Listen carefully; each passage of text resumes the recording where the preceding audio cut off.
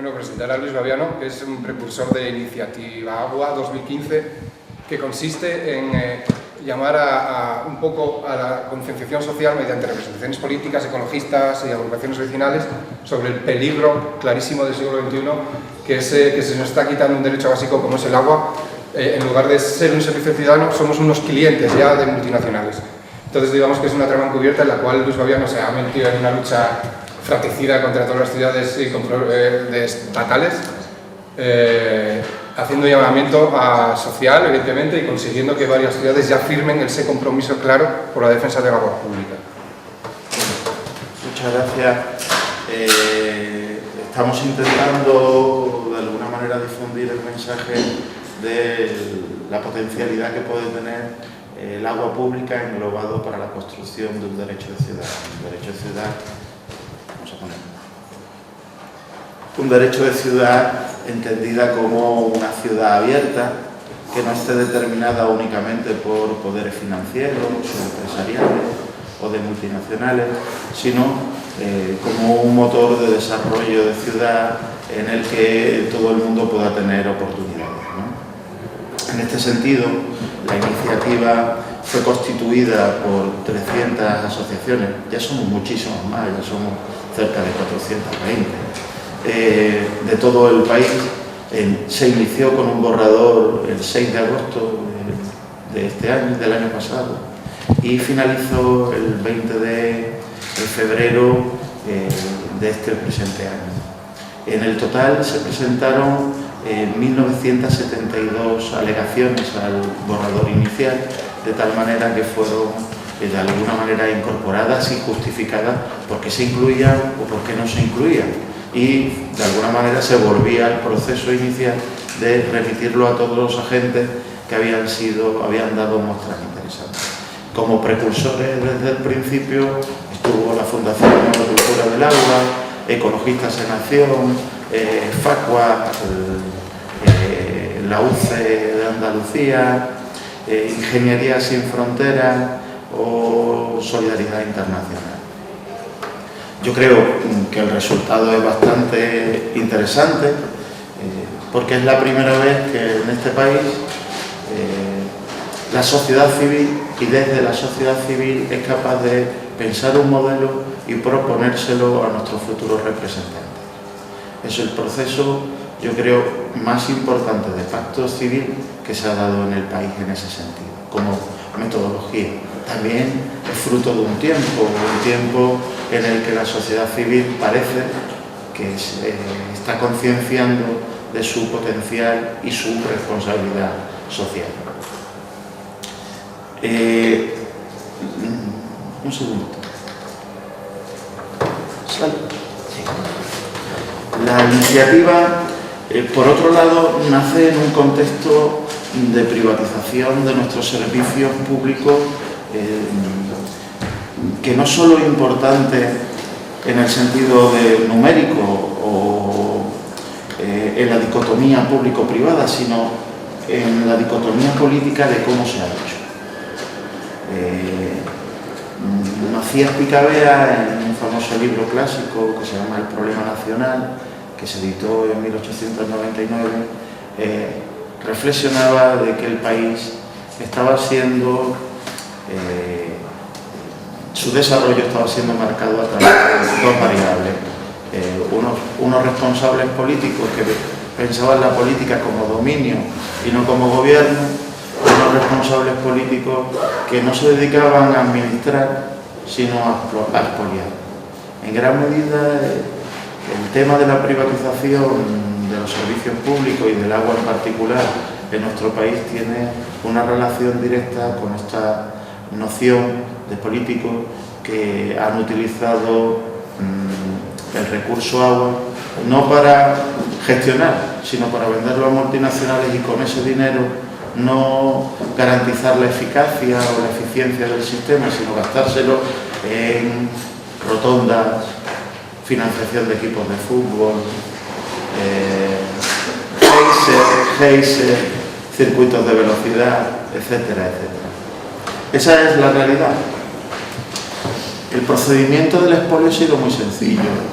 En España se privatiza el agua a través de un mecanismo que se llama canon concesional, que permite al político, al gobernante, coger ese dinero y gastárselo en cosas que no tengan nada que ver con el agua. Y además puede privatizar 25, 30 o incluso 40 años, como en la ciudad de Granada, y gastarse el dinero durante su legislatura. Es una puerta de subordinación financiera a dos grandes multinacionales que ocupan el 87% del actual mercado privatizado en España. Fundamentalmente, el 87% del mercado privatizado está en manos de dos grandes multinacionales. Aqualia, de Fomento y Construcción, que ha sido recientemente vendido al mexicano Carlos Slim, y Aguas de Barcelona, ACBA, que a través de sus numerosas ramificaciones depende de la multinacional francesa Suez. La privatización no es nueva en nuestro país. En el año 96 el 63% era un modelo público, pero ya teníamos unas dosis importantes de privatización. En la actualidad, con la crisis, indudablemente muchos municipios se han visto forzados, por un lado, a través de reglas del juego, donde la deuda es lo sustancial, no la gestión, pero por otro lado siguen empleando el mecanismo de financiación en su venta de negocios seguro, el agua. El 57% en la actualidad son privadas. Privatizar supone un sabotaje social a la economía familiar. Prácticamente las últimas privatizaciones siempre dan subidas inmediatas del recibo. Huelva, un 65% desde el 2010 que se privatizó. La Unión, que se reprivatizó recientemente, un 75%. La ciudad de Cáceres, un 40%. La única ventaja que tiene privatizar es muy clara: la pérdida de derechos laborales por parte de la plantilla y sobre todo de las empresas subcontratadas. Es una ventaja en términos economicistas, pero una gran desventaja en términos de lo que creemos en la sociedad y en los derechos de nuestros trabajadores. La cara más dura y a veces más oculta son los desahucios hídricos, los cortes de agua a familias que precisamente en crisis no pueden afrontar ni siquiera el pago del agua, que generalmente ocupa el espacio económico más bajo de la economía familiar, pero el recurso del cual nunca puedes prescindir. El agua se ha blindado como un negocio a través de los reglamentos de suministro domiciliario e incluso con el impago de un solo recibo se te puede ser cortado el agua. Es una situación de amenaza. Es una situación en la que pasas de un sistema público con garantías y sobre todo con potencial de articulación social y de construcción de la sociedad, como decía el compañero a la prensa, una posibilidad de tener un colchón para aquellas rentas que precisamente en la crisis están pagando su precio más duro, el rostro más difícil. Cuando privatizas, pasas de ese sistema de garantía a ser cautivo de un monopolio natural de una sola empresa que continuamente te puede amenazar con el corte de suministro. Con lo que esto supone, por ejemplo, en familias que tienen niños, y la estigmatización que supone ir al colegio sin poder ni siquiera ducharte, ¿no? O pedirle a la vecina que si tus hijos se pueden meter en la ducha. Es durísimo. Pues los rostros son importantes. Ha habido denuncias. La ciudad de Almería el año pasado se contabilizaron 3.200 euros, 3.200 cortes. En Linares se mandaron 5.675 cartas de preaviso y según las fuentes de Aqualia se cortaron 2.747 usuarios. Hay que multiplicar por 2,3, 2,4. Es decir, estamos hablando que cerca de 6.000 personas en un municipio como Linares, en Jaén, tuvieron un serio problema de posibilidad de cobro y de pago de la factura y se les cortó el agua. Podemos pensar que esto es un fenómeno global y natural que, bueno, pasa en España y pasa en el resto del mundo. Lo cierto y verdad es que el proceso de privatización en España es casi la meca de la privatización del servicio público del agua y el saneamiento. Entre las 400 ciudades más grandes del mundo, el 90% son públicas y solo un 10% son privadas. Y como veis en el esquema, se da en todos los continentes de forma parecida. Parece que el modelo público, en general, es un modelo solvente y hegemónico. Pues en nuestro país lo contrario. Podemos pensar que también el problema, lo público es de cosas de izquierda y la derecha impone el modelo privado. Bueno, pues eso pasa a lo mejor en países que comparten ecotono con Kenia como el nuestro. Pero en general, países, por ejemplo, como Países Bajos, que son países comerciales, donde el ADN comercial casi está dentro del espíritu patrio, la propia Constitución prohíbe la privatización del servicio de agua. Y esto es porque es un monopolio natural y como los viejos liberales señalaban, Adam Smith o Stuart Mill, en un monopolio natural como el agua tiene mucho valor, en cambio poco precio, en el sentido de que el mercado no existe competencia.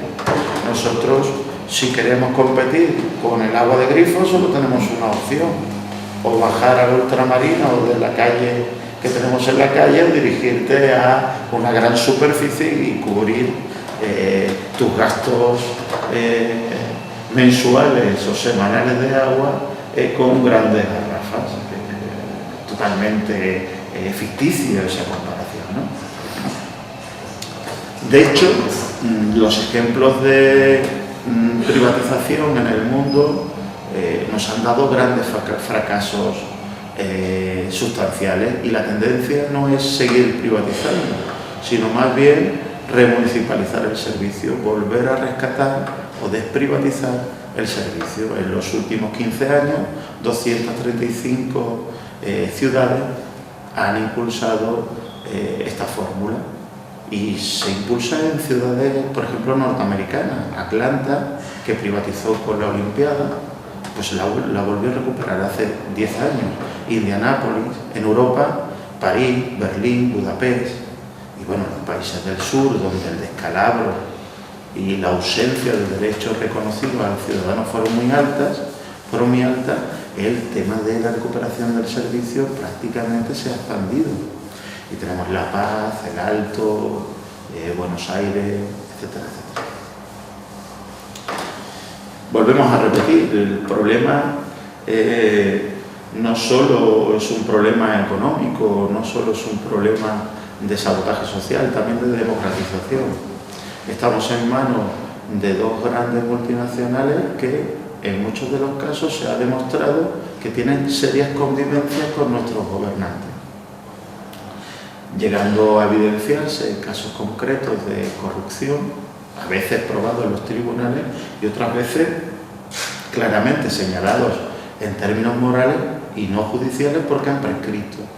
Llámese el caso del actual presidente de Cantabria, que fue invitado por la multinacional Aquagés, Agbar, a balnearios, y que sin embargo no ha entrado en juicio porque ha prescrito, pero claramente se ha demostrado que quien pagaba la factura en esos años fue la multinacional, y que invitó a numerosos políticos. La jueza calculó que 1.400.000 euros prácticamente fueron destinados en un solo año a este tipo de festejos por parte de la multinacional en territorio gallego, en territorio asturiano. Ya dice mucho, dando la sensación que lejos de crear un modelo productivo compatible indudablemente con el capitalismo, estamos creando un capitalismo de amiguetes que tiene mucha relación con el poder público, el poder político.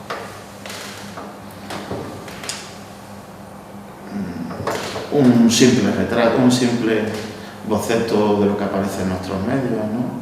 23 políticos asturianos implicados en el caso Aquagés, un juez en trama en Asturias, 22 políticos del PP, del PSOE, de Foro y un alto funcionario.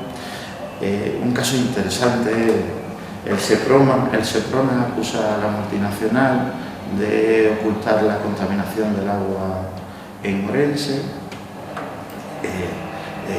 La Guardia Civil denuncia a la multinacional de haber suministrado agua con arsénico sin haberlo puesto en conocimiento de las autoridades. Claramente la privatización también nos está dando no solo riesgos de democratización, no solo sabotaje económico, sino que incluso puede llevarnos a situaciones tan alarmantes como la de poner en riesgo nuestra propia salud. Por supuesto, en Galicia se tuvo que llevarla detenido al gerente de Aquagés en la ciudad de Santiago. El Partido Popular apartó a funcionarios y buscó favorecer a Aquagés en las contrataciones, etcétera, etcétera. Y diréis, bueno, ¿y esto por qué se produce? ¿Por qué esta convivencia? Mira, hablábamos de que la noción caciquil, de clientela política, es importante. En el discurso mediático tradicional se asocia a lo público con el mantenimiento de estas redes clientelares. Lo cierto y verdad es que generalmente, salvo un pequeño cuerpo, la mayoría no, por ley, las transacciones económicas y las contrataciones de personales en una empresa pública son por concurso público. Y eso limita muchas cosas. A partir del 2013, con la Ley de Transparencia y Buen Gobierno, incluso las empresas públicas tienen que decir con nombres y apellidos y dotación económica a todo el mundo que trabaja, de las contrataciones que se producen, etcétera, etcétera, y estar puestas en un portal de información inmediata al ciudadano. Es decir, avanzamos hacia la transparencia y al buen gobierno como tiene que ser. Bueno, cuando tú privatizas, como se ha demostrado o se está demostrando en los casos Pokémon, el político no solo tiene la oportunidad de tener un dinero para pagar su deuda o para hacer obras faraónicas durante su periodo de legislación, sino que además tiene la posibilidad de colocar a gente de su formación política o afines en la empresa que se privatiza. Y eso es uno de los factores sustanciales de la privatización, el mantenimiento de la clientela política. Curiosamente, en la Ley de Buen Gobierno y de Transparencia, ni siquiera los organismos mixtos tienen por qué darnos réditos de esa información. Y todo esto en un servicio que es de titularidad pública y que tiene ligación con el derecho. Tampoco el debate público nos está conduciendo hacia una madurez significativa. Nosotros estamos pidiendo cosas muy básicas. Francia ya vivió una situación de corrupción como estamos viviendo nosotros y allí se adoptó una situación muy normal. Se legisla. Hemos detectado que el canon concesional es una puerta abierta hacia la corrupción. Elimínese el canon concesional y háganse unos indicadores de gestión y un supervisador y un regulador que permita supervisar la calidad del servicio, ya sea pública o privada. Es una noción racional del asunto. Bueno, pues en España, primero, ya habéis visto la prensa, siempre se analiza la prensa como un toma y daca del sistema político. El Foro, el PP, el Partido Socialista, X partidos están combatiendo y todos al final son lo mismo. Y se queda lo mediático en ese impacto. Lo real es que, mientras tanto, la empresa adopta un criterio totalmente moderno de lo que son sus riesgos. Aquagés en este tiempo ha desaparecido como marca, solo se puede mantener en Gandía por situaciones jurídicas asociadas. pero en el resto se ha transformado rápidamente. En caso de desgracia, parece que la marca no va a quedar salpicada. Cambiando simplemente los nombres, de alguna manera se diversifica el riesgo. Y esto recuerda más bien a las situaciones latinoamericanas, por ejemplo, donde el transporte público va voceando las calles y nunca viene asociado a una empresa a quien conduce debido a los accidentes, ¿no?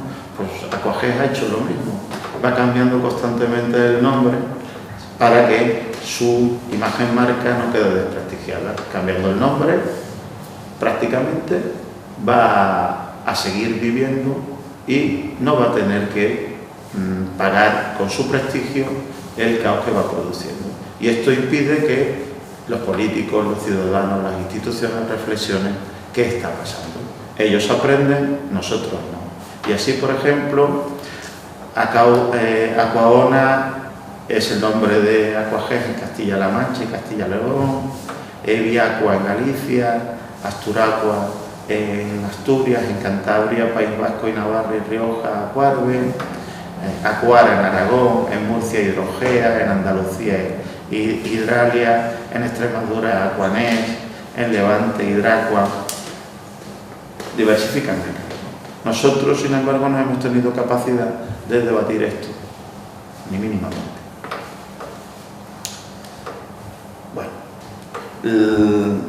las empresas no solo actúan como los viejos banqueros del siglo XIII y el siglo XIV, basándose básicamente en y tú siempre me debes, por tanto, nunca puedes deshacerte de mí, que es la clave de este asunto, llegando a pagar facturas, por ejemplo, de la luz, de los servicios que nada tienen que ver con el agua y actuando dentro de los ayuntamientos como su régimen directo de financiación y ya me pagarás. Claro, te pagas a través de la factura, que es el negocio más seguro que tiene este país. Tiene una capacidad de cobro del 97,8%. No existe negocio más seguro que este. Bueno, pues no basta con eso, sino que la multinacional, sigue Aquajet, se presenta en algunos casos como el defensor del pueblo. Lo tenemos recientemente en Murcia en el 2013, donde presenta la figura del defensor del cliente para evitar problemas y acelerar los trámites, no para defender a la empresa, sino para ayudarte a ti. Y dice este señor es un señor prácticamente jubilado de la gran multinacional que no conoce ni 3 calles de Murcia y se lo traen de Barcelona. Finalice su carrera profesional con nosotros debido a que se ha portado muy bien. Y este señor dice una cosa durísima, dice: ahora que se eliminan cargos que velan por los derechos ciudadanos como el defensor del pueblo, nosotros parecemos ir a contracorriente porque aspiramos a mejorar la calidad del servicio y la atención al público. Esto claramente es una sustitución de las instituciones públicas. Nuestros políticos han estimado que los defensores del pueblo ya no son necesarios, pues las empresas privadas empiezan a sustituir estas instituciones públicas con figuras como el defensor del cliente. Bueno, como os dije, hay 235 ciudades que han remunicipalizado en los últimos 14 años y el caso más interesante es París, porque estamos ante lo que nosotros denominamos el nuevo modelo de gestión pública, el 2.0. Es verdad que la gestión pública, lo que queda de gestión pública suele ser eficaz y eficiente, pero necesita entrar en una nueva dinámica de construcción de ciudad. En el año que privatizó París, que recuperó el servicio París, junto a 21 ciudades francesas, se bajó la tarifa un 8%. Se tuvieron mayores beneficios, 35 millones de beneficios, pero lo sustancial es que no hubo cortes, se aplicó el derecho humano al agua a las familias que no podían hacer frente, hubo consejos de participación ciudadana más allá de la representación ordinaria política del Consejo de Administración, hay un observatorio del agua que tiene dos funciones: pedagógica, de transmisión de datos a la ciudadanía en términos generales, y reuniones de expertos y datos elaborados de expertos para hacer dictámenes libres. Otro factor importante es los contratos que ha hecho Aguas de París con las empresas de hostelería de la ciudad, de tal manera que ofrecen aguas del grifo gratis a los ciudadanos que acuden a ella, sustituyendo el número de residuos importantes que se generan con esto, la pequeña botella, etcétera, etcétera. Segundo factor importante ha sido el mapeo de Aguas de París de fuentes públicas y la expansión de las fuentes públicas a los parques, jardines. ¿Cuántas veces los que tenemos hijos pequeños vamos al parque con la botella de agua cogida sin pudiendo tener una fuente al lado del parque? No es insostenibilidad, es creación de espacio público. Finalmente, y un caso que nunca se podría dar de lo privado, es seguros de ruptura de fugas. La persona que tiene una fuga previamente se le ha hecho un seguro por si se le ha roto, se ha ido de vacaciones, ha tenido una fuga, aquello no le produce un descalabro económico, tiene un seguro hecho. Y tercer factor, auditorías tanto a industria como a empresas de hostelería y a ciudadanos y distritos de baja renta, de tal manera que el ciudadano acude a la empresa, se le hace una auditoría energética y de redes y se le hace un presupuesto actualizado para grifería y ahorro de agua. Esto es insostenible desde una perspectiva privada, porque el privador, a priori, lo que entre más agua gasta, más va a aumentar tu recibo. La empresa pública tiene una noción no mercantil, sino de sostenibilidad. Esto es lo que originó en nuestro país. Ha habido casos de remunicipalización, no vamos a nombrarlo, pero lo que originó la iniciativa. La iniciativa, como os dije, nace entre 300 asociaciones y al final vela por ese servicio público 100% público, pero que sea una condición necesaria pero no suficiente en el modelo, que cree empleo de calidad entre sus propios trabajadores, que tenga criterios de solidaridad, ese mínimo vital que reivindicamos, entre 60 y 100 litros habitante día, siempre y cuando una persona pueda demostrar que no tiene capacidad de pago. Cooperación, no solo en términos internacionales, sino entre diferentes municipios. Parece un poco aberrante que teniendo una empresa pública como la de Gijón no se haga metropolitana y no auspicie de alguna manera a los municipios que de alguna manera han dejado de tener solvencia técnica para hacerse frente a los nuevos retos del agua cuando se tiene desde lo público. Parece que la cooperación interadministrativa tiene que ser un factor de desarrollo. Investigación y desarrollo, que el agua se convierta en esa especie de banco de agua que genere desarrollo en el tejido empresarial, en el tejido universitario, los famosos programas I+D+I, responsabilidad ambiental y finalmente control social y participación. Por supuesto, el fomento de agua de grifo como uno de los motores medioambientales. Bueno, y en esto hemos iniciado el proceso. En Asturias lo presentamos el lunes pasado en la ciudad de Avilés y yo creo que la difusión de este tipo de argumentarios nos va a ayudar a aprender a aprender. Lo grande del proceso ha sido que no ha habido un sabio que exponga el tema, sino que todo el mundo ha ido aprendiendo y empoderándose de experiencias nacionales e internacionales que se están dando en el mundo del agua. Y nada, muchísimas gracias y a servir.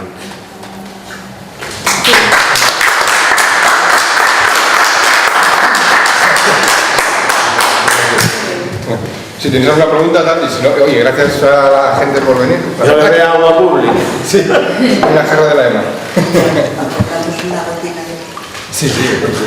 Bueno, o sea que se puede revertir el tema, ¿no? Sí.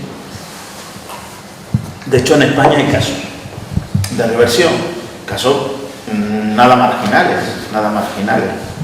Y lo curioso también es que a pesar de la dificultad política y las contradicciones políticas que tienen los partidos convencionales se han hecho en todos los partidos. Todos los partidos han hecho ejemplos de remunicipalización. Por ejemplo, 21 pueblos de la provincia de Sevilla agrupados en Aguas del Huerna. El Partido Socialista fue un impulsor de eso.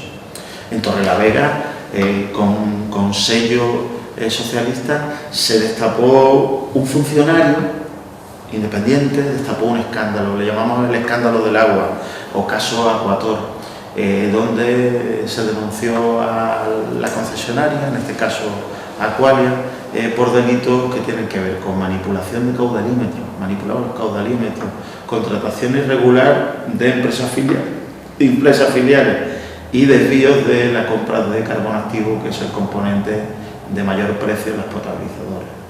Lo imputaban al municipio y se lo vendían a otros municipios.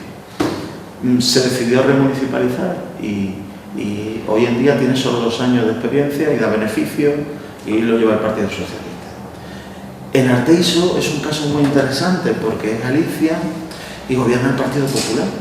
Bueno, pues el Partido Popular, y además sin acuerdo mutuo, de manera unilateral, rescindió el contrato de Aqualia y lo rescindió básicamente porque los cortes de suministro estaban perjudicando a la gran industria textil que se produce en ese municipio. Hay más casos, Manacor, Ermua, las pedanías de Jerez, Medina Sidonia, donde gobierna Izquierda Unida y está haciendo una política interesante de reconocimiento del derecho humano al agua.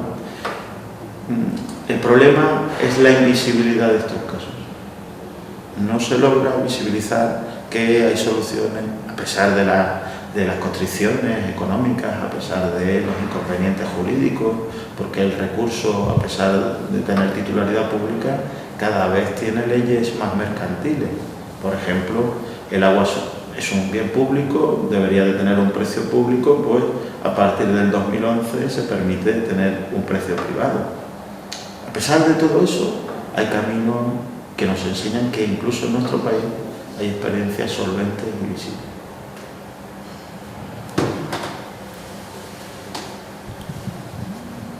¿Alguna cosa más?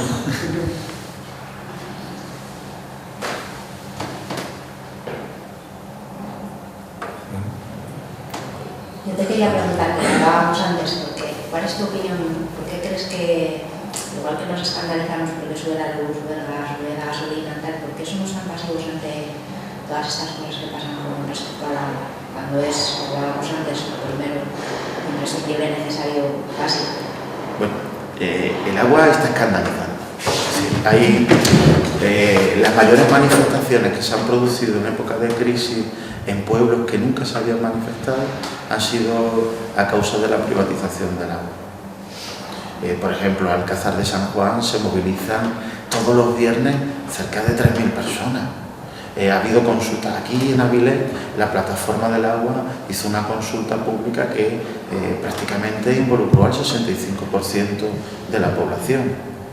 Es decir, el canal de Isabel II, el tema del agua pública va a marcar la agenda política, de las elecciones madrileñas. Sí, el agua importa.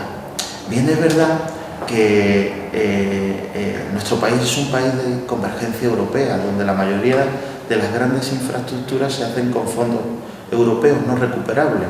Entonces a ti se te imputan en tu recibo solo los costes de mantenimiento del servicio, no de inversión real. El problema es que dentro de X años, 5 años, 6 años, calculamos que en los próximos 10 años, solo por este concepto, el agua va a subir un 20%. Solo por este concepto. ¿Eso qué significa? Mira, hace apenas 3 años el agua solo ocupaba el 0,5% de la renta familiar. Ahora estamos en el 0,7%. Pues posiblemente en 10 años esté en el 2,5, 2,6 de la renta media. Esto va a suponer que muchos vecinos y vecinas no van a poder hacer frente a un bien tan importante como este. Y la privatización ha implicado una subida sustancial de este recurso. A veces invisible, no discutida, a veces el consumidor ni siquiera lo ha notado. Pero en la actualidad, en una época de crisis, es cuando se producen las situaciones de mayor tensión y donde aflora la concienciación sobre este tipo de cosas.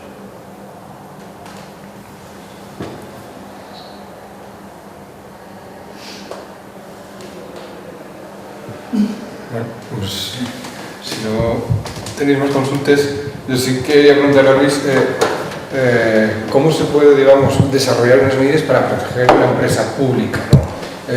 Digamos, jurídicas, aparte, que no sea influenciable por legislatura, ¿no? Por cooperación política con el gobierno, sino a nivel jurídico legislativo, para evitar, digamos, eso. En verdad es muy básico. Mira, en este país nadie privatiza por tener un mejor rendimiento, sino privatiza por especular, lo que llamamos burbuja hídrica.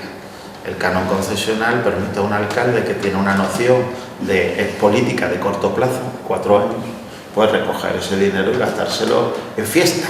Fiesta no entendida como la fiesta, sino en cosas que nada tienen que ver con su régimen ordinario de gestión. Es decir, hacer un gran museo, dejar su impronta, y eso se lo permite la privatización. En el momento en que el canon concesional fuera declarado ilegal, la privatización, indudablemente, esa burbuja explotaría simplemente con eso. Los estudios nacionales sobre privatización, eficacia de la privatización, curiosamente dicen que las empresas públicas son más eficaces, no ya en condiciones de entorno, no ya en responsabilidad social, no ya en lo que aportan en inputs a la sociedad extra, ¿no? Sino solo en régimen económico-financiero. Son muchísimo más rentables. Es decir, lo que anualmente recibe el canal de Isabel II a las arcas madrileñas, más de 100 millones de euros, no lo iba a recibir mediante un privado. Lo que pasa es que el privado le da al alcalde lo que la empresa vende por 25 años y recibe por caso. Por ejemplo, el último caso de privatización, la ciudad de Jerez de la Frontera, ¿no? 80 millones de euros. 80 millones de euros que le permite a esta señora pagar los intereses de la deuda de Jerez. Estamos hablando de una ciudad con el 40% de desempleo, ¿vale? Ella había prometido que con eso iba a saldar la deuda. Vamos, lo que le ha permitido, lo que ella lo ha empleado es para pagar los intereses de la deuda, que es otro concepto. Segundo concepto, a ella le permite mantener las relaciones políticas que ella considera adecuadas, en este caso con las redes clientelares que tiene con las hermandades y con las iglesias, y restaura con dinero público iglesias, con el dinero del agua. También dijo que las condiciones laborales de los empleados no iba a influir con la privatización, incluso se escribe en los pliegos. Realmente las condiciones laborales de los convenios han disminuido sustancialmente, pero el de las empresas auxiliares, porque el gran negocio de estas empresas es que no tienen licitación pública y que se compran ellas mismas todo, desde los lápices hasta el caudalímetro, hasta la contabilidad interna, hasta el laboratorio, todo sale de ellos, al precio que ellos digan. Eso hace que las empresas auxiliares hayan quebrado y se produzca desempleo, despidos, etcétera, etcétera. Lejos de mejorar el desarrollo local, se produce desinversión. Los economistas llaman de un monopolio natural abierto, se pasa a un monopolio natural cerrado, donde ya no hay competencia en nada. Entonces, si tú eres liberal, en verdad, deberías de apoyar el sistema público, que estimula la competencia. Bueno, pues la señora no basta con eso, sino que su gran obra, gracias a la privatización del agua, va a ser un geyser. Una fuente con un geyser. Esa va a ser la gran inversión de la privatización del agua en Jerez. Otra consecuencia, no iba a subir el agua, pues subió un 11,5%.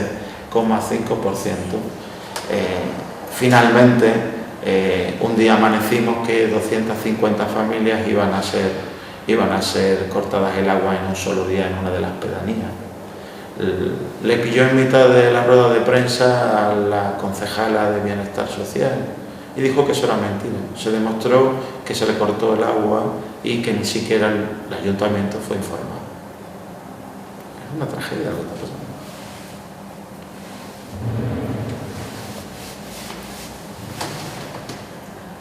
Bueno, pues finalizamos aquí. Si tenéis más preguntas o algo. Bueno, creo que fue interesantísimo. Una cosa que sí se debe dar a conocer es la información sobre todo esto, que no tenemos ninguna información, yo creo, a nivel de... No interesa tampoco que nos llegue estos datos, ¿no? Sí, hombre, yo creo que se trata de ir creando prácticamente redes de información, de defensa, de reflexión. Oye, el modelo público no es un modelo perfecto, pero es un modelo en el que todos podemos estar implicados y mejorarlo. Entre más participación, entre más transparencia y entre más debate, mejor modelo vamos a obtener si el eje central no son las clientelas políticas o los beneficios industriales, sino el ciudadano o la ciudadana. Ahí es cuando vamos a mejorar. Por eso el sistema de la iniciativa, fundamentalmente el lema es un modelo para el ciudadano, un modelo de ciudad abierta, de derechos. Nada, muchísimas gracias. Quería preguntar, Sí. si en Europa se va, por ejemplo, en París, en ciudades así europeas de la comunidad, se va hacia estos modelos, ¿cómo se puede, no pueden ellos implicar a otros países como España para que no hagan barbaridades de este calibre? Quiero decir, que se encauce hacia el buen hacer y no hacia el bufo, como pasó con la banca y como pasó todo. No hay medidas correctoras desde Europa.